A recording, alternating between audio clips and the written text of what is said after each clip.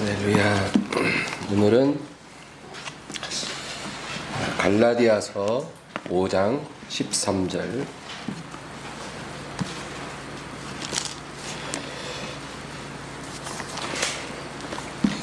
갈라디아서 5장 13절 다 같이 읽습니다. 형제들아 너희가 자유를 위하여 부르심을 입었으나 그러나 그 자유로 육체의 기회를 삼지 말고 오직 사랑으로 서로 종노릇하라. 아멘. 5장 13절 짧으니까 한 번만 더 읽어볼까요? 형제들아 너희가 자유를 위하여 부르심을 입었으나 그러나 그 자유로 육체의 기회를 삼지 말고 오직 사랑으로 서로 종노릇하라. 너희가 자유를 위하여 부름을 받았다. 그렇게 말씀합니다. 우리 하나님께서 우리에게 자유를 주시려고 예수님을 보내주신 것입니다. 우리를 억압하고 구속하려고 우리를 구원하신 게 아니고 우리를 자유케 하고 행복하게 하려고 하나님의 아들을 우리에게 주신 것입니다. 근데 여기서 자유라는 말은 두 가지 의미가 있어요. 첫째는 죄와 저주와 사망으로부터 우리가 자유케 되었다는 뜻입니다. 여러분, 이 의미를 우리가 깊이 깨닫지 않으면 우리 복음을 이해할 수 없어요. 우리가 죄가 뭔지 모르고 저주가 뭔지 모르고 죽음이 뭔지 모르면 우리가 여기서 자유함을 받았다는 말도 이해할 수가 없겠죠. 우리가 이러한 권세들 아래에 매였었던 존재라는 것을 알아야 합니다. 우리가 이 죄의 굴레에 매였다가 자유함을 얻었다고 하나님께서 선언하십니다. 물론 우리가 지금도 죄를 지어요. 그렇죠? 저도 매일 저녁 하나님께 회개합니다. 그냥 형식적으로 하는 게 아니라 정말 그날 하루에 지은 많은 죄를 회개해요. 한 번도 기도할 때 회개를 빠뜨릴 수가 없어요. 늘 죄를 짓거든요. 내가 알고 지었든 모르고 지었든. 우리가 매일 죄를 짓는 이 상황은 천국에 들어갈 때까지 계속될 것입니다. 그렇게 죄를 지을지라도 우리가 죄의 굴레에 매이지는 않는다는 거예요. 우리가 죄를 지으면 하나님께서 그것을 씻어주십니다. 네. 우리가 매일 땀 흘리고 먼지가 묻어도 저녁에 집에 가서 샤워를 해서 깨끗이 씻어내고 위생적인 상태를 유지하듯이 우리가 죄를 범할지라도 죄에 매이지는 않아요. 우리가 이 세상에서 살면서 고난을 받을지라도 저주에 매이지 않습니다. 여러분, 우리가 당하는 고난은 저주가 아니에요. 하나님 없는 사람들에게는 고난이 저주가 될 수 있어도 하나님 자녀들은 고난을 당해도 그게 저주가 아니라 하나님의 사랑의 징계인 것입니다. 그 의미가 완전히 틀려요. 그래서 우리가 고난 가운데도 낙심할 필요가 없는 거예요. 왜냐하면 하나님이 우리를 좋은 방향으로 이끌어 주신다는 증거이기 때문에. 그래서 고난을 당해도 저주 아래 있지 않고 또 우리가 사망 아래 있지 않다. 우리 죽어요. 우리가 다 죽습니다. 물론 지금 이 세대는 정말 아담 이래 최초로 죽음을 경험하지 않는 세대가 될 수 있어요. 왜냐하면 주님의 재림이 다가왔기 때문에. 그러나 모든 역사에 살다 간 사람들은 다 죽었어요. 믿는 자나 안 믿는 자나 경건한 자나 불경건한 자나 다 죽어요. 죽지만 우리가 죽음에 매이지 않아요. 왜? 우리에겐 부활의 약속이 있거든요. 그래서 죽을지라도 우리가 부활의 아침에 다시 살 것이라는 소망이 있기 때문에 죽음에 매이지 않는다. 그래서 너희가 자유를 위해 부름을 받았다라고 할 때 이 자유의 첫 번째 의미는 죄나 저주나 사망에 우리가 매이지 않는다 그 말이죠. 여기서 우리가 해방되기 위해서 주님의 구원을 우리가 받은 겁니다. 두 번째 의미는 율법의 속박에서 놓여놨다는 의미가 있어요. 우리는 율법이 뭔지 몰라요. 그죠? 그러나 성경 구약을 읽어보면 이스라엘이라는 그 민족은 이 율법 아래 매여 있어요. 하나님의 선택을 받았지만 율법이 다 그들을 속박한. 왜냐하면 율법의 조항이 613조항입니다. 이 613조항을 지켜야 하는 거예요. 이 모든 조항을 항상 완벽하게 지키지 못하면 그 사람은 정죄되는 거예요. 하나를 어겨도 정죄되는 거예요. 어떤 죄는 그냥 양 한 마리 잡거나 비둘기 한 마리 잡아서 속죄할 수 있는 죄도 있으나, 그러나 어떤 죄들은 그냥 바로 사형이에요. 여러분, 사형 조항이 굉장히 많습니다. 요즘 신문에 나오는 모든 사건들은 다 사형에 해당이 돼요. 그러니까 여러분, 이스라엘에서 어지간한 강력 범죄를 저지르면 다 사형이에요. 그냥 남녀가 불륜해도 둘 다 돌로 쳐서 죽여요, 그냥. 그러니 얼마나 무섭습니까? 근데 이 613가지 율법 조항을 지키는 건 고사하고 다 기억하기도 힘들어요. 기억하기도 힘든데 어떻게 완벽하게 지킬 수가 있겠어요? 그러니까 이스라엘은, 구약시대의 이스라엘 백성들은 율법에 매였던 거예요. 근데 이 율법에서 우리를 자유케 하시려고 우리를 구원하셨다, 그렇게 말씀하는 거예요. 그러므로 지금 우리 신약시대의 하나님의 성도들은 이렇게 율법 613개를 기억할 필요도 없고 이걸 완벽하게 지켜야 될 필요도 없어요. 그러니까 얼마나 감사합니까? 우리는 무엇을 행하든지 먹든지 마시든지 하나님 영광을 위해서 하면 되는 거예요. 그래서 어디 있든지 무엇 하든지 믿음으로 행하면 되고, 사랑으로 행하면 하나님이 우리를 받아주신다는 거예요. 비록 우리가 완전하지 않을지라도. 우리 로마서 14장을 한번 찾아볼까요? 로마서 14장. 좀만 앞으로 가면 돼요.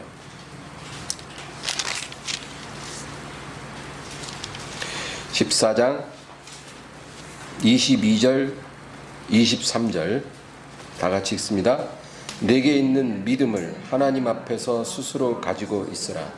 자기가 옳다 하는 바로 자기를 정죄하지 아니하는 자는 복이 있도다. 의심하고 먹는 자는 정죄되었나니 이는 믿음을 따라 하지 아니하였기 때문이라. 믿음을 따라 하지 아니하는 것은 다 죄니라. 이것이 구약의 율법 시대와 지금 신약 은혜 시대의 차이점이에요. 구약 시대는 613가지를 지켰냐 못 지켰냐, 그리고 지켰으면 문제가 없으나 못 지켰으면 거기에 해당하는 벌을 받게 돼 있었어요. 그러나 신약의 시대에는 그것이 아니라 오늘 이 읽은 말씀처럼 너에게 있는 그 믿음으로 담대히 행하면 정죄함을 받지 않으리라는 거예요. 그러나 만약에 똑같은 행위를 하더라도 믿지 않고 의심하거나 두려워함으로 행동하면 믿음으로 하지 않았기 때문에 그것은 죄라는 거죠. 여러분, 우리가 이것을 잘 이해해야 합니다. 우리의 삶에 우리가 행하는 대부분의 일들이 다 여기 해당이 돼요. 우리가 믿음으로 행하면 죄가 안 되지만 의심하고 두려워하면 죄가 된다는 거예요. 왜? 믿음으로 하지 않았기 때문에. 그래서 우리가 이 말씀을 이해하면 영적 자유함을 누리며 살 수가 있어요. 예를 들면 우리가 TV가 집에 다 있잖아요. TV. 우리 그리스도인들 텔레비전 볼 수 있나요? 볼 수 있어요. 저도 봐요. 텔레비전 나오는 그 내용들이 세속적인 내용이라 해도 우리 텔레비전 볼 수 있어요. 누가 텔레비전 보는 게 죄라 합니까? 우리가 하나님과의 관계에서 텔레비전도 못 보는 관계는 아니에요. 우리가 텔레비전 켜고 드라마를 잠깐 볼 수도 있고 뭐 영화를 볼 수도 있고 뭐 쇼를 볼 수도 있어요. 그런다고 해서 하나님이 너 죄졌다고 하지 않고 우리가 꼭 회개해야 될 필요도 없어요. 하나님과 나와의 관계에 아무 문제 없어요. 우리가 잠깐 머리 식히기 위해서 잠깐 멍 때릴 때 텔레비전 볼 수도 있는 거예요. 저도 텔레비전 보지만 텔레비전 보고 회개한 적 한 번도 없어요. 회개할 필요를 전혀 못 느끼기 때문에. 그런데 만약에 어떤 사람이 이제 믿은 지 얼마 안 됐는데 이제 텔레비전 보면 안 될 것 같은 거예요. 괜히 이제 경건하게 살아야 되는데 막 텔레비전에서 막 걸그룹들 나와서 막 노래하고 춤추고 막 그러면 그런 거 보면 왠지 죄 짓는 것 같고 그래서 볼까 말까 하다가 그냥 봤다는 거예요. 근데 보고 났는데 기분이 괜히 찝찝한 거야. 이거 회개해야 되는 거 아닌가? 그러면 그게 잘못됐다는 거예요. 왜냐하면 믿음으로 하지 않고 담대하지 않고 의심하고 두려워하면서 봤기 때문에 그 행위 자체가 문제가 아니라 그 마음이 정결하지 않으니까 오히려 그것이 죄가 될 수 있다. 그러지 말라는 거죠. 그러니까 똑같은 텔레비전을 봐도 어떤 사람은 아무 문제가 없는데 어떤 사람은 문제가 될 수 있다는 거예요. 우리의 삶의 대부분이 다 여기에 해당이 돼요. 운전하다가 졸려요. 졸려서 라디오를 켰어. 라디오를 켜니까 제가 옛날에 대학생 때 듣던 유행가가 나오는 거예요. 유행가 잘 듣고 졸음 안 하고 운전 잘했어. 저는 유행가 좀 들었다고 회개한 적 한 번도 없어요. 근데 어떤 사람은 그렇지가 않은 거야, 마음이. 유행가 들으면 귀를 씻어야 된다 생각해. 제가 한번 권사님들 뒤에 태우고 운전하다가 졸려서 라디오를 켰는데 유행가가 나오니까 목사님이 이러는 거예요. 왜 목사는 이런 거 못 들어요? 찬송가 들어야 되는 거 아니에요? 그런가요? 그리고 제가 껐어요. 왜냐하면 저로 인해 권사님 한 분 시험 들까 봐. 저 혼자서 운전할 때 가끔 들을 수 있어요. 하나도 죄가 안 돼요. 그러나 그 권사님을 위해서 제가 그냥 그때는 그렇게 듣지 않았던 거죠. 어쨌든 다 그렇다는 거예요. 또 한 가지 예를 들면 이렇게 더운 여름에 그렇죠? 집에 딱 갔어. 땀 젖어가지고 너무나 목말라. 집에 딱 갔는데 냉장고를 여니까 차가운 물이 하나도 없네. 근데 저 구석에 맥주 캔이 하나가 딱 보여요. 정말 시원한 걸 마시고 싶은데 냉장고 안에는 맥주밖에 없네. 그러면 제가 어떻게 할 것 같아요? 전 아마 맥주 캔 따서 몇 모금 마셨을 것 같아요. 그래도 저는 정죄되지 않아요. 하나도 그것이 내 경건함을 해쳤다고 생각이 안 돼요. 물론 다 마시진 못할 거예요.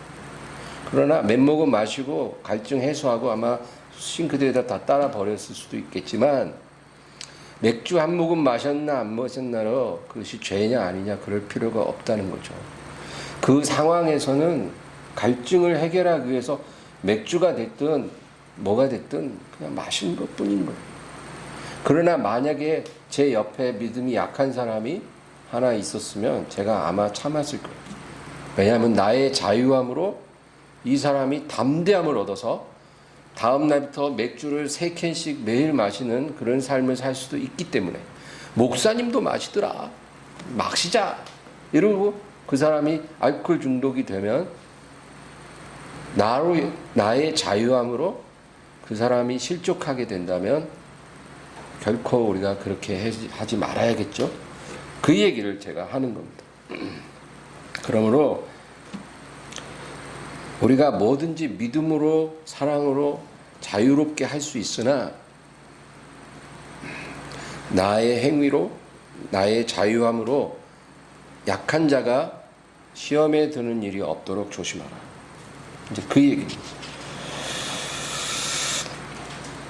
그래서 오늘 다시 본문으로 돌아가서 갈라디아서 5장 13절, 형제들아 너희가 자유를 위하여 부르심을 입었으나 그러나 그 자유로 육체의 기회를 삼지 말고 오직 사랑으로 서로 종노릇하라. 그러니까 이 자유함을 가지고 악용하지 말아라. 자유를 악용하지 말아라. 자유롭게 할 수 있다고 해서, 그렇죠? 우리가 이제 율법 아래 있지 않고 믿음으로 자유할 수 있다고 해서 그냥 세상과 짝하고 세상 쾌락에 탐닉하고 그렇게 악용하지 말아라는 거.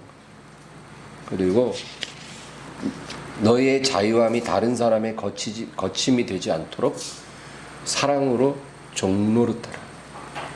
다른 사람의 영적인 유익을 위해서 너의 자유를 절제할 줄 알아라. 이제 그 얘기입니다. 우리 고린도전서 8장을 한번 찾아볼까요? 조금 더 앞으로 가서 고린도전서 8장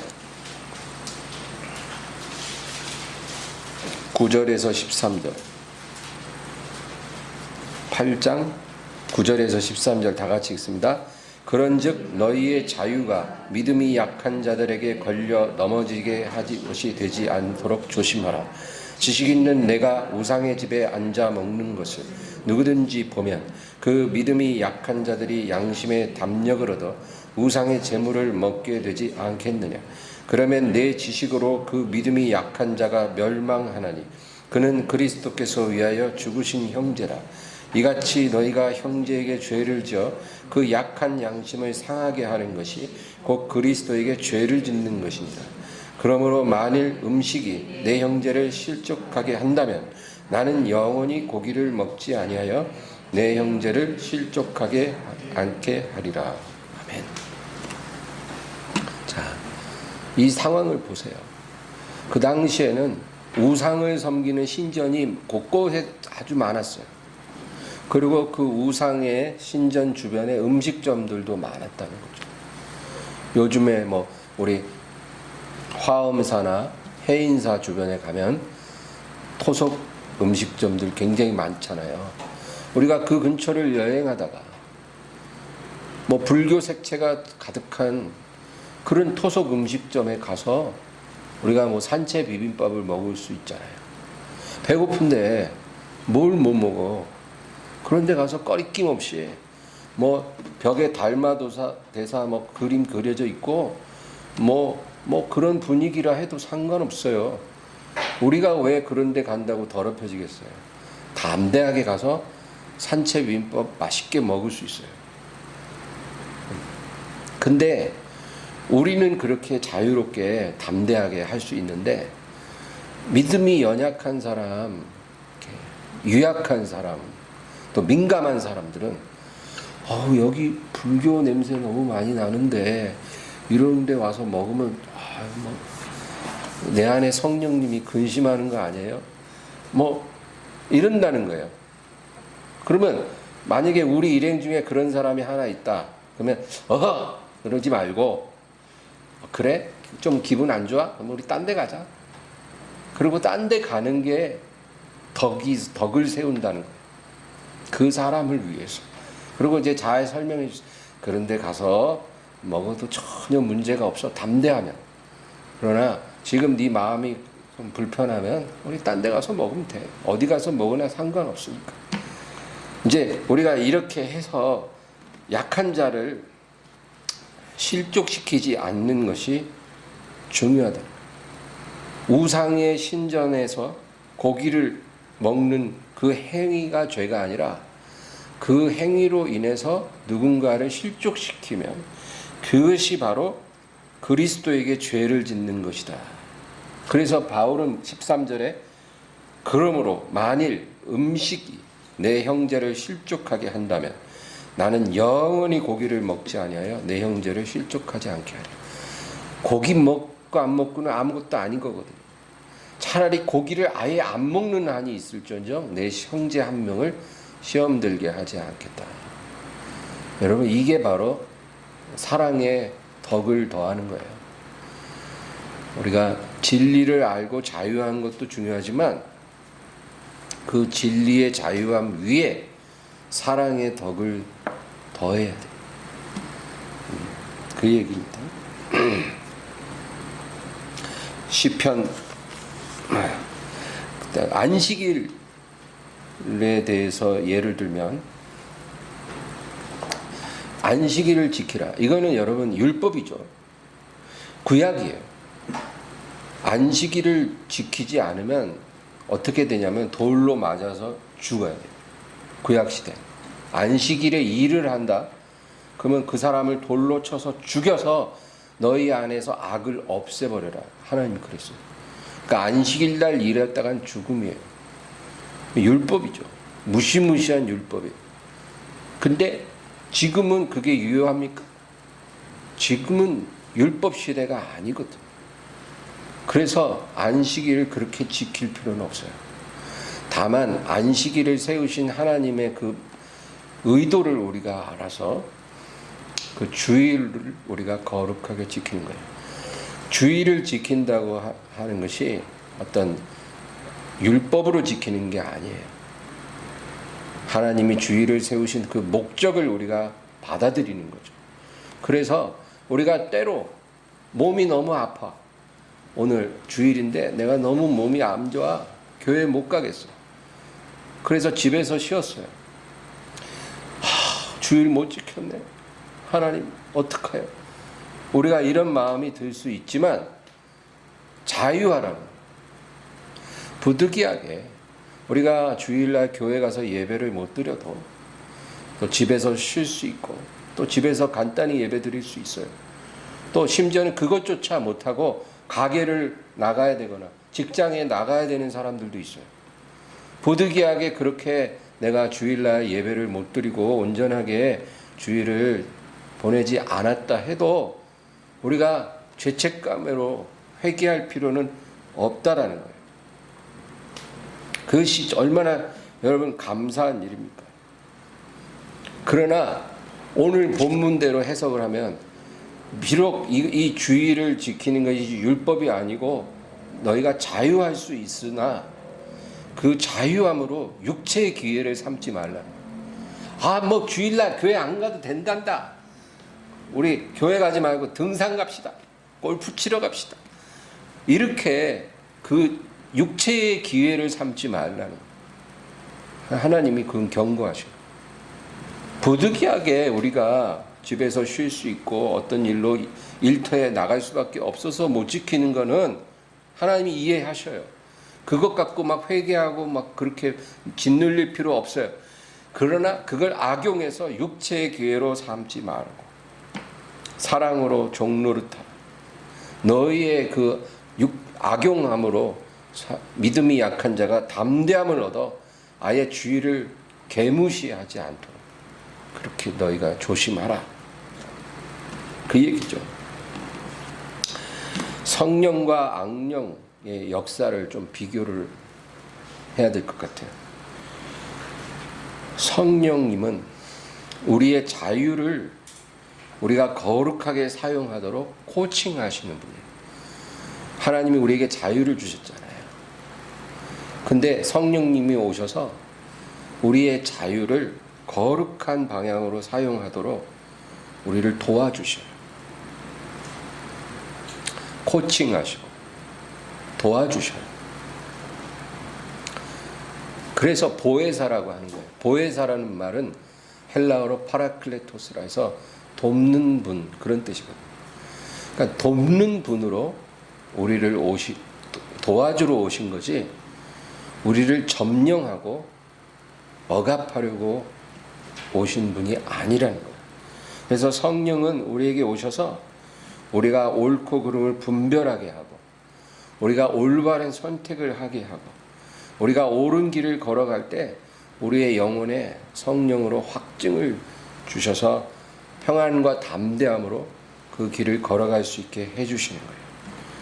그래서 성령님은 우리를 도와주시고 가르쳐 주시지만 어떤 최종적인 선택은 우리 스스로가 하도록 이끄신다는 거예요.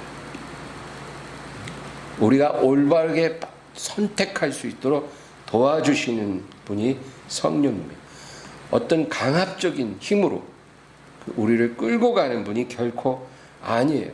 여러분, 지금까지 우리가 성령과 함께 살아왔지만 성령님이 우리 멱살 잡고 끌고 가는 거 보셨어요? 경험하셨어요?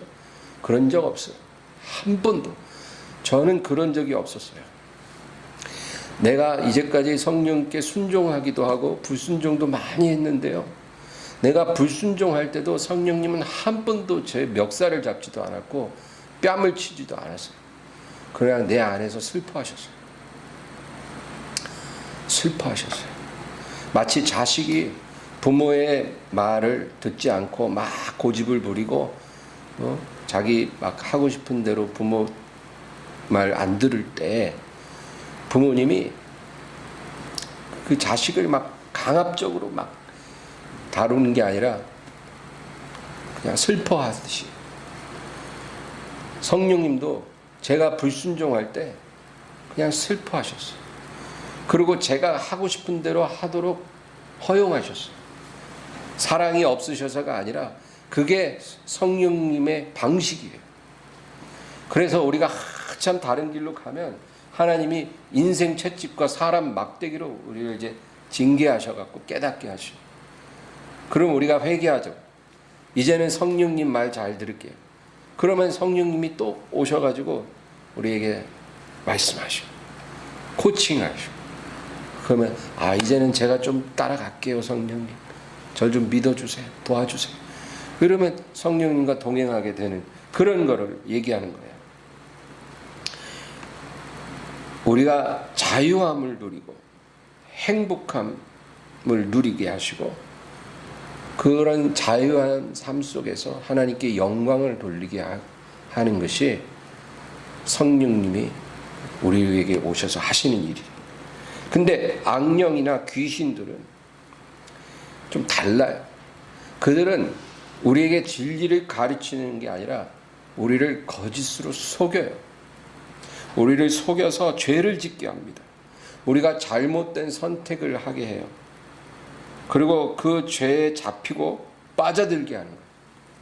우리를 속여서 죄 짓게 만들고, 그리고 그 죄에 잡혀서 그 죄에 빠지게 만들어요. 그거를 요즘 말로 중독이라고 해요.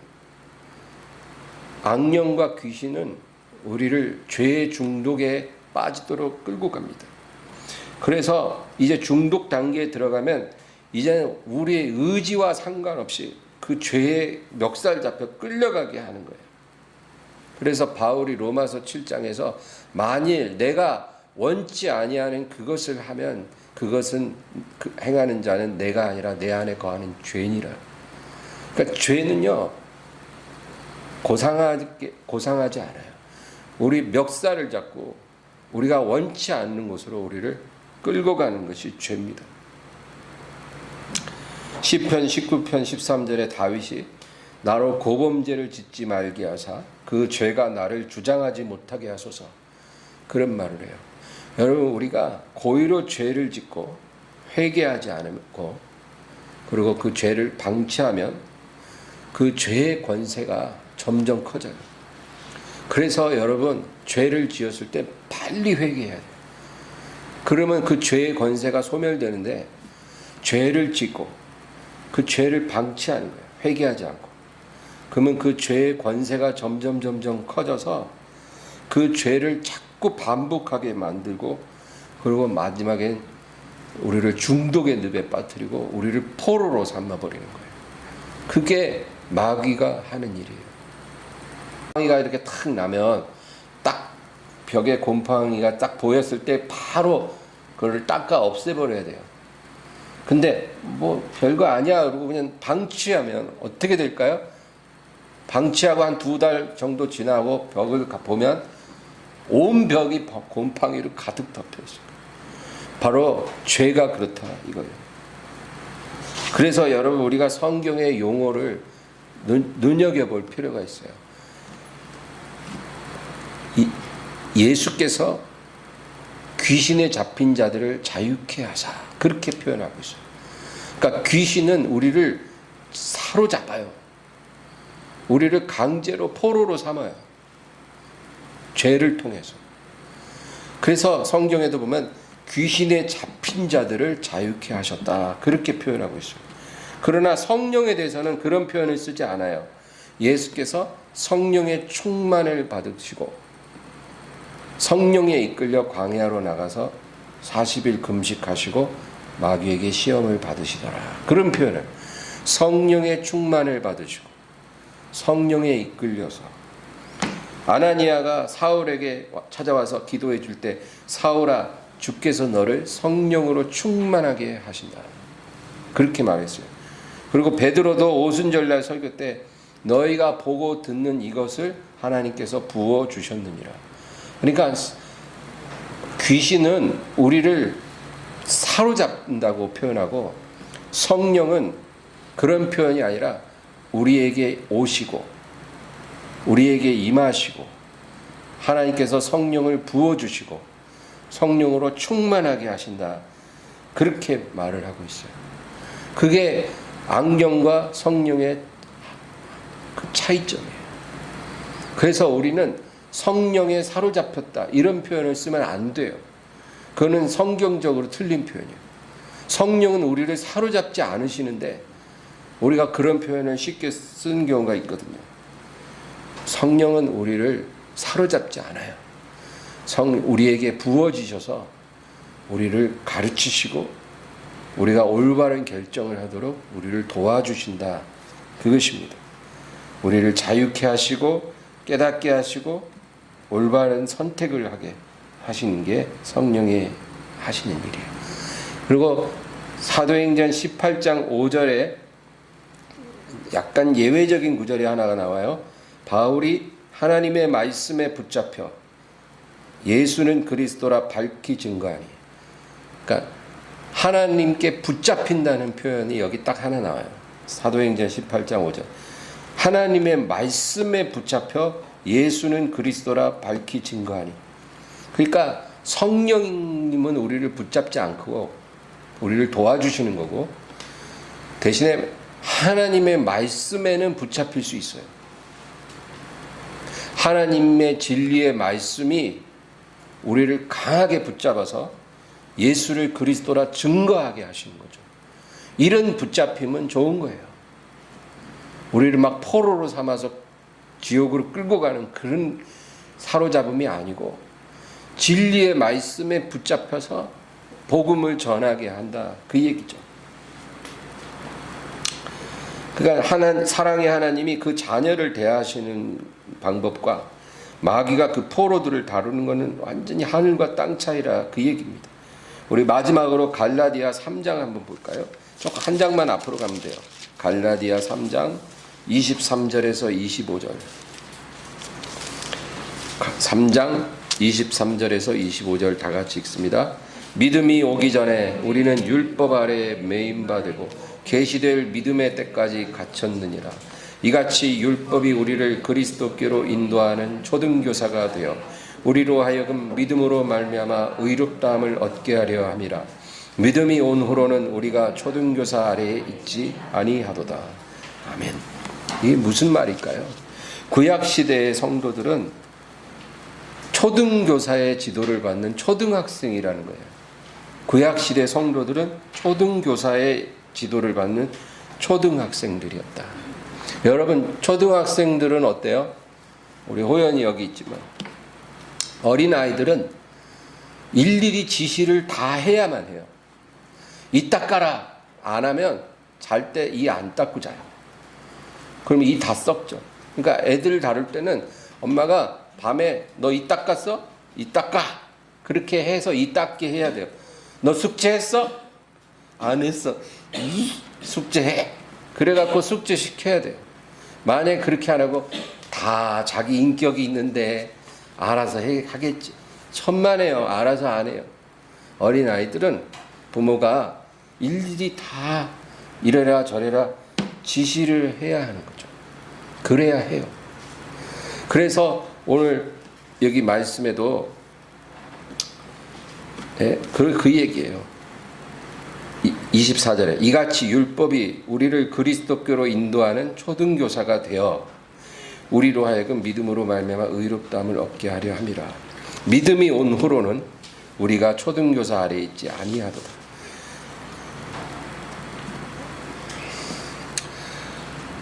구약 시대는 정말로 어린 아이같이 하나님이 그 백성들을 다루셨어요. 그러나 그것은 하나님이 원하는 원래 온전한 모습이 아니에요. 하나님이 원하시는 모습은 예수 그리스도와 우리가 연합되고 그의 영으로 충만함을 받아서 장성한 자가 되는 거예요. 그래서 신약의 성도들은 이제 초등교사의 지도를 받지 않는 성인으로 하나님이 대우를 하신다는 거예요. 그래서 성령과 말씀의 코칭을 받게 하시고 스스로 판단하고 결정하게 하셨다, 그 얘기예요. 그러니까 구약의 율법 613가지 조항 일일이 다 지시해서 지켜야 하는 그런 삶이 아니고, 너희는 초등학생이 아니라는 거예요. 너희는 성인이에요. 성인들한테 이 닦았어? 이렇게 하면 안 되잖아요. 그렇죠? 성인한테 너 뭐 했어 안 했어 일일이 다 하면 그 말이 안 돼요. 성인들은 이제 알 거 다 아니까 이제 스스로 판단하고 결정하고 그리고 자기 행동에 책임을 져야 된다는 거예요. 그래서 여러분, 오늘날 우리 성도들은 이제 그런 지시를 받고 행동하는 자가 되어서는 안 돼요. 뭐 주일 성수해라, 11조 생활해라, 하루 1시간 말씀 읽어라, 기도해라, 교회 나와라, 예배 드려라, 뭘 해라 말라, 이런 말을 하고 그 말을 듣고 이런 신앙생활을 하면 안 된다는 거예요. 믿음의 가정에 어린 자녀가 있을 때는 그렇게 해야 돼요. 부모가 반드시 주일날은 너 교회 가서 예배 드려야 된다. 너 꼭 하루에 30분은 말씀 읽고 기도해야 된다. 너 어제 했어 안 했어? 어린 자녀가 있을 때는 부모가 그렇게 키워야 돼요. 그리고 이제 막 예수님을 믿고 구원받은 초신자가 있다면 그 사람에게도 어느 정도는 가르쳐 줄 필요가 있어요. 그러나 믿은 지 오래된 성도들에게는 그렇게 말할 필요가 없다라는 거예요. 왜? 이미 그 안에 계신 성령께서 그들을 코칭해 주시고 계시거든요. 무엇이 옳고 그른지 가르쳐 주신다. 하나님의 말씀이 그들을 깨닫게 해 주신다는 거예요. 그러므로 이래라 저래라 말할 필요가 없고 그 안에 역사하는 성령과 말씀의 인도를 받아서 스스로 판단하고 선택하고 그 결과까지 책임지는 삶을 살아라, 그 얘기예요. 그러니까 얼마나 자유하고 감사한 일입니까? 일일이 뭐 613가지 기준을 세우지 않고 사랑으로 담대히 자유롭게 살라는 거예요. 내 안에 성령님이 내게 평안 주시고 확증해 주시면 자유로울 수 있다는 거예요.